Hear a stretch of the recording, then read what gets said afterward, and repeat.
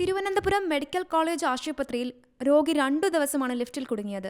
ചികിത്സയ്ക്കെത്തിയ തിരുമല സ്വദേശി രവീന്ദ്രൻ നായരാണ് ലിഫ്റ്റിൽ കുടുങ്ങിയത്. ശനിയാഴ്ച രാവിലെ 11 മണിക്ക് ലിഫ്റ്റിൽ കയറിയ രോഗിയെ ഇന്ന് രാവിലെ 6 മണിക്കാണ് കണ്ടെത്തിയത്. മെഡിക്കൽ കോളേജിലെ ഓർത്തോ വിഭാഗത്തിന് സമീപമുള്ള ലിഫ്റ്റിൽ ഇയാൾ അകപ്പെടുകയായിരുന്നു. കുട്ടി ഇങ്ങനെ ഞാൻ കാണുന്ന 0471 ഇതിൽ വിളിച്ചുകൊണ്ടിരുന്നു. കുറേ നേരം വിളിച്ചുകൊണ്ട് പിന്നെ ഞാൻ 5 മിനിറ്റ് സാർ അടിച്ചുകൊണ്ടിരുന്നു. അപ്പോൾ സെക്രട്ടറിയാണല്ലോ, ഞാനും പുതുക്കോട്ടൂരാണ്. ഞായറാഴ്ച ഇന്ന് രാവിലെയൊക്കെ ഒരാൾ ഞാൻ ഇങ്ങനെ അടിച്ചുകൊണ്ടിരുന്നു.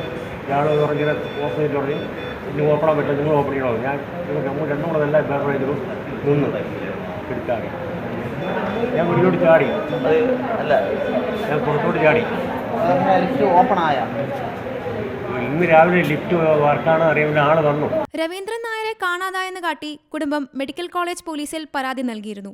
ഇന്ന് രാവിലെ ലിഫ്റ്റ് ഓപ്പറേറ്റർ എത്തി തുറന്നപ്പോഴാണ് രവീന്ദ്രൻ നായരെ ലിഫ്റ്റിനുള്ളിൽ കണ്ടത്.